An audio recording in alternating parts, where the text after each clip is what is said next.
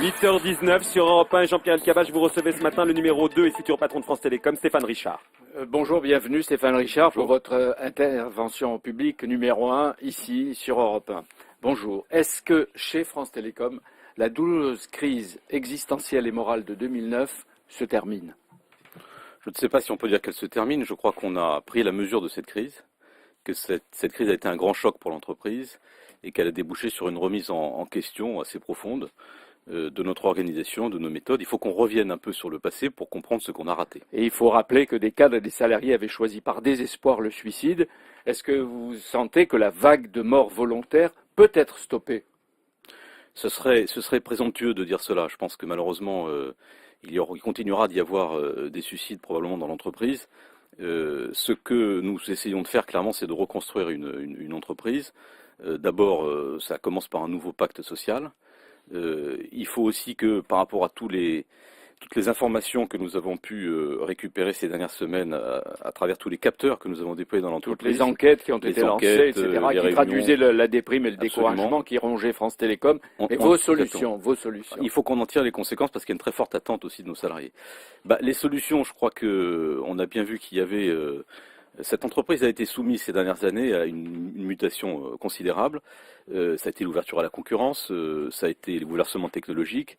Et elle a réussi cette mutation, mais en même temps, clairement, ça a créé du traumatisme. Il y a des gens qui sont en situation d'échec. Il faut qu'on mette en place un dispositif et une organisation qui nous permettent de mieux... Vous allez le faire. Oui, vous êtes en train de le faire. On a commencé à le faire. Avec des missions sociales nouvelles pour l'entreprise. Oui, absolument. Ça passe par l'organisation. Ça passe, je l'ai dit, par une négociation aussi avec les partenaires sociaux sur le stress. Par exemple, vous aurez un accord là-dessus? J'espère qu'on aura un accord, bien sûr. Il y a un point, je veux juste mentionner un exemple parce qu'il a été très important dans cette crise, qui est la question de la mobilité. Tout le monde comprend bien que pour une entreprise comme France Télécom, la mobilité est inévitable. Mais en même temps, la mobilité crée évidemment de la souffrance et du stress. Il faut que pour nous, la mobilité non souhaitée soit vraiment exceptionnelle. Il faut qu'on soit en mesure d'anticiper les évolutions de notre organisation de telle façon qu'on réduise au maximum les situations dans lesquelles on doit imposer de la mobilité à nos collaborateurs. Alors l'objectif des patrons et des actionnaires en général, c'est le cours de bourse, les performances, les chiffres, la compétition sur le marché. Est-ce qu'aujourd'hui un patron a aussi pour devoir le bien-être de ses salariés? Oui, vous savez, le stress est un coût énorme pour l'entreprise. Le stress, c'est de l'absentéisme. C'est un manque de motivation. Comment peut-on imaginer qu'un vendeur, par exemple, puisse être performant s'il est en situation de stress? Donc moi, je n'oppose pas du tout la logique du bien-être des salariés d'un côté et de la performance économique. Je pense au contraire que des salariés heureux créent plus de valeur. Oui, on peut vous poser la question. Un groupe mondial qui consacrerait beaucoup d'efforts au contrat social, en combien de temps il fait faillite? Je crois que si cet investissement est bien ciblé sur les bons sujets, la formation des cadres par exemple. Vous savez, la plupart des grandes start-up américaines, vous parliez de Google tout à l'heure, consacrent une grande part de leurs ressources et de leurs investissements justement au bien-être de leurs salariés. Vous voulez dire que le social devient un moteur de l'économie? Oui, absolument. Ou peut devenir. Oui. Jusqu'à quand vous vivrez dans la confusion avec deux noms, France Télécom et Orange? Ce groupe a vocation à s'appeler Orange un jour. Peut-être cette année? Peut-être cette année, et je crois que ce qui est important pour nous, c'est que ce changement de nom n'apparaisse pas comme un gadget ou une opération de com après la crise qu'on a vécue. Donc il faut que ça arrive à la fin d'un processus dans lequel on aura commencé à démontrer qu'il y a une nouvelle entreprise qui est en train de naître. Le processus, Stéphane Richard, a commencé.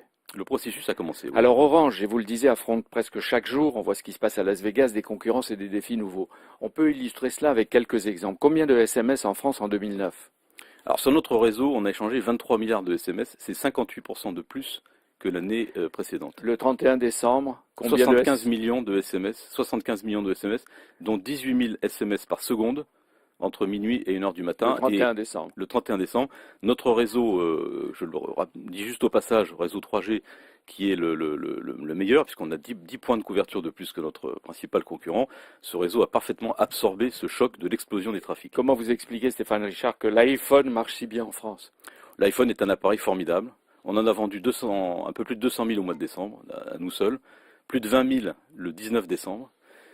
C'est un appareil extraordinaire parce que je crois qu'il a vraiment popularisé l'usage de l'Internet mobile. L'ergonomie de cet appareil est, je crois, assez merveilleuse et en tout cas elle est différenciante par rapport aux autres. Et nous, c'est vrai qu'on a beaucoup misé sur le succès de l'iPhone et on est très heureux qu'il soit au rendez-vous. En plus, vous le vendez dans le monde. Mais souvent, les réseaux sont encombrés, l'attente est longue, parfois vaine pour les renseignements. Est-ce qu'il y a un risque de panne des réseaux? Nous, on fait tout pour que ça n'arrive pas. On a investi toutes ces dernières années et on continue d'investir lourdement pour que le réseau de télécommunications que nous maintenons pour la France soit effectivement au rendez-vous. Comme je le disais, l'explosion des trafics qu'on a connue en 2009 s'est faite sans incident majeur, alors que par exemple aux États-Unis, je le dis en passant, AT&T a dû arrêter la commercialisation de l'iPhone parce que son réseau 3G ne lui permettait plus d'absorber les trafics. Ça veut dire, Stéphane Richard, que les Français s'adaptent, absorbent les innovations et qu'ils inventent et qu'ils veulent sans arrêt de nouveaux produits. Oui. Par exemple, en ce moment, Google est en train de lancer le smartphone mobile, le Nexus One. Est-ce que c'est un concurrent pour vous et comment vous allez répliquer, vous? C'est pas un concurrent pour nous, c'est plutôt un concurrent pour Apple, pour Nokia, enfin pour tous les fabricants de téléphones. Nous, on va le vendre comme on vend les autres. Honnêtement, je crois qu'aujourd'hui, Apple conserve quand même une avance incontestable sur le marché, sur ce type d'appareil. Selon le point, l'hebdomadaire Le Point, dans quelques jours, votre partenaire Apple va lancer une tablette dotée d'une webcam. Oui. Est-ce que les usagers d'Orange en bénéficieront aussi? Bien sûr, ils en bénéficieront, d'autant plus facilement qu'avec la webcam, on pourra en effet se transmettre de l'image en temps réel.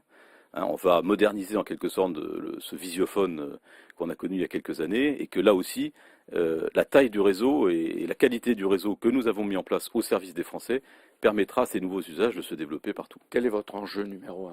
France Télécom, bientôt Orange. Notre enjeu numéro 1, c'est de prendre toute notre place pour que le haut débit arrive partout en France. Donc on veut être un acteur, continuer d'être un acteur essentiel pour permettre aux télécommunications d'être un élément de compétitivité de l'économie française. Ça, c'est pour l'aspect. Et en même temps, ça change tout dans la vie pratique des Bien Français. entendu, et je dirais que notre enjeu d'entreprise, c'est surtout de mettre aujourd'hui en œuvre une entreprise dans laquelle les gens se sentent bien. Votre crainte numéro 1? Ma crainte numéro 1, je n'ai pas de crainte. Je suis plein d'enthousiasme et d'énergie. Bravo, bravo, pas de crainte. Est-ce que vous êtes favorable, Stéphane Richard, en Europe et en France, à une taxe Google qui est en train de siphonner à la fois des contenus et des millions de publicités sans contrepartie? Oui, je suis clairement favorable.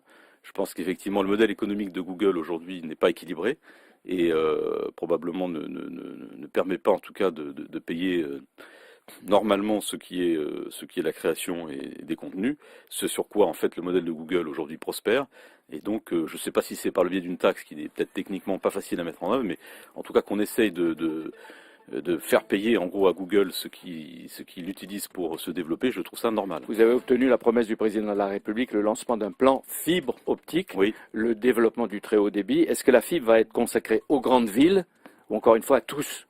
Non, il faut que la fibre aille partout. Simplement, chacun peut comprendre qu'elle ne se déploiera pas à la même vitesse partout. Donc il faut qu'on ait un système qui soit effectivement progressif et il faut que pour les foyers qui ne pourront pas être concernés dans l'immédiat par la fibre, on apporte le haut débit autrement. Tout à l'heure, Marc-Olivier disait numéro 2, bientôt numéro 1, dans un an. Vous travaillez aux côtés de Didier Lombard. Un gouvernement à deux têtes est-il longtemps viable? Oui, à partir du moment où nous ne sommes pas rivaux, nous avons 20 ans de différence d'âge et nous avons mis en place ce système à deux, clairement avec l'idée d'une succession harmonieuse, ce à quoi nous souhaitons nous tenir tous les deux. D'autant plus qu'il y a une concurrence terrible. Hein. Merci beaucoup. Demain, Jean-Pierre Vianel-Jospin, votre micro. Oui, il est en cure médiatique pour son image dans l'histoire. Il sera là aussi. Très bien. À demain, Jean-Pierre. À suivre vos commentaires sur l'actualité, suivi de la personnalité du jour.